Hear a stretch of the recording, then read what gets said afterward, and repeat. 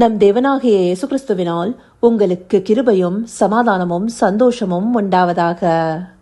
இன்றைக்கு எழுப்புதல் குறித்து நாம பார்க்கவிருக்கிற வேத பகுதி சங்கீதம் 110 அதிகாரம் வசனம் 3. Psalms chapter 110 verse 3.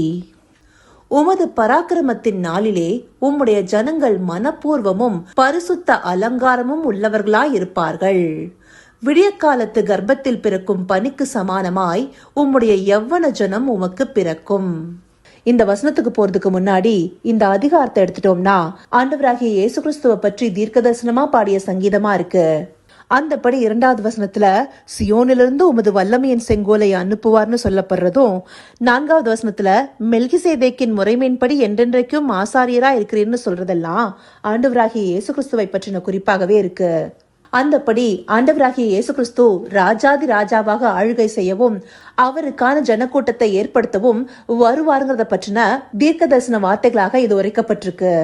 அதுவும் நாம பார்த்த பிரதான வசனத்துல அவருடைய பராக்கிரமத்தின் நாள்ல அவருடைய ஜனங்கள் மனப்பூர்வமும் பரிசுத்த அலங்காரமும் உள்ளவர்களா இருப்பார்கள்னு சொல்லப்பட்டிருக்கு.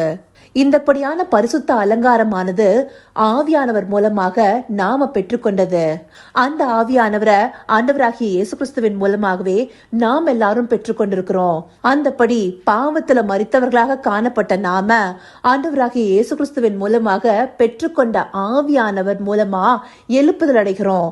அந்த ஜனங்களே மனப்பூர்வமும் பரிசுத்த அலங்காரமும் உள்ளவர்களாக இருப்பாங்கிறத இந்த வசனம் சொல்லுது. அது மாத்திரம் இல்லாம அப்படி எழுப்புதல் அடைந்த ஜனங்களை எப்படியாக உண்மைப்படுத்தி இருக்கிறாரு. விடியற்காலத்து கர்ப்பத்தில் பிறக்கும் பனிக்கு சமானமாய் உம்முடைய யவ்வன ஜனம் உமக்கு பிறக்கும். விடியற்காலத்துல வர பனி எவ்வளவு மென்மையாகவும் புல் பூண்டுகளை உயிர்ப்பிக்க கூடியதாகவும் இருக்கு. அந்தபடியாக அநேகரை உயிர்ப்பிக்க கூடிய வல்லமையுள்ள யவ்வன ஜனம் பிறக்கும் என்பதை தாவீது ராஜா இங்க சொல்லியிருக்கிறாரு. யவ்வன ஜனம்னா ஆங்கிலத்துல யங் பீப்புள்னு சொல்லப்படும். அந்தபடியாக தேவடைய அழிவில்லாத வித்தாகிய வார்த்தையினால பிறப்பிக்கப்பட்ட யவ்வன ஜனக்கூட்டம் எழுப்பப்படுவாங்க. அவர்கள் அநேகரை எழுப்புதடையவும் செய்வாங்க. அப்படியான ஜனக்கூட்டத்தை ஆண்டவராகிய இயேசு கிறிஸ்துவின் மூலமாக எழுப்புவதே தேவனுடைய திட்டமா இருக்கு. இந்த திட்டத்திற்குள்ளார நாம வருகிறோமா? அந்த யவ்வன ஜனமாக நாம காணப்படுகிறோமா? அதற்கு நாம எழுப்புதடைந்தவர்களாக இருக்கணும். அந்த எழுப்புதலுக்குண்டான பக்தி வைராகியம் நமக்குள்ளார காணப்படணும். தேவனுக்காக எதையாவது செய்து முடிக்கணுங்கிற அந்த யவ்வன ஜனத்துடைய துடிப்பும் வேகமும் நம்ம இடத்துல காணப்படணும்.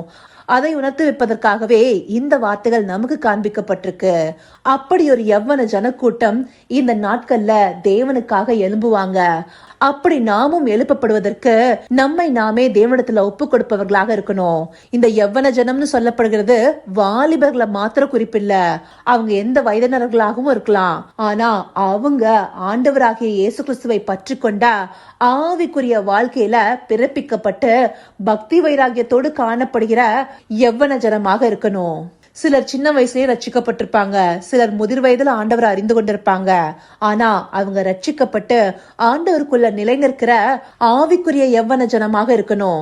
அந்தப்படியான யவ்வன ஜனங்களை கொண்டு ஆண்டவர் ஒரு பெரிய எழுப்புதலை கொண்டு வர சித்தமுள்ளவராக இருக்கிறாரு. இந்த சித்தத்திற்குள்ளார நாமும் சேர்த்து கொள்ளப்பட நமக்கு அர்ப்பணிப்பு தேவையா இருக்கு. நாம தேவனுக்காக ஏதாவது செய்து முடிக்கணுங்கிற பக்தி வைராகியமும் அர்ப்பணிப்பும் தேவையா இருக்கு. அந்த அர்ப்பணிப்பும் பக்தி வைராகியமும் நமக்குள்ளார காணப்படுதா? நம்மை தேவனிடத்திலிருந்து பிரிக்கிறதுக்கு அநேக காரியங்கள் பிசாசு கொண்டு வருவான். ஆனாலும் நமக்குள்ளார காணப்படுகிற பக்தி வைராகியத்தை தேவன் பார்ப்பாரு. ஏன்னா அவர் உள்ளத்தை ஆராய்ந்து அறிகிறவரா இருக்கிறாரு.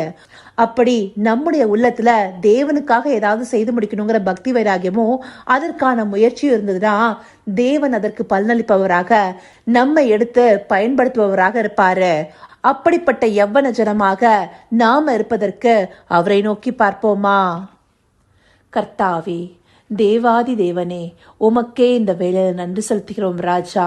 அப்பா, உம்முடைய வார்த்தையால் பிறப்பிக்கப்பட்ட யவ்வன ஜனமாய் மனப்பூர்வமும் பரிசுத்த அலங்காரமும் காணப்படுபவர்களாய் இருதயத்துல எழுப்புதலடைந்த அநேகரை எழுப்புதலடைய செய்பவர்களாக நாங்க ஒவ்வொருவரும் மாறணும் தகப்பனே. ஆம் ராஜா, இந்த கடைசி நாட்கள்ல இப்படிப்பட்ட யவன ஜனக்கூட்டத்தை தேவரீர் எழுப்புவீங்கிறத இந்த வார்த்தைகள் மூலமா எங்களுக்கு காண்பிச்சிருக்கீங்க. இந்த சித்தத்திற்குள்ளார நாங்களும் சேர்த்து கொள்ளப்பட உம்மை நோக்கி பார்க்கிறோம் தகப்பனே. தேவரீர் எங்களை ஏற்று நடத்துங்க. அப்படியே நீங்க நடத்த போகிற கிருபைக்காய் நன்றி. சகலவித துதி மகிமை கனம் யாவும் ஒருவருக்கே செலுத்துகிறோம். இயேசு கிறிஸ்துவின் மூலமாய் வேண்டிக் கொள்கிறேன் பிதாவே. ஆமேன், ஆமேன்.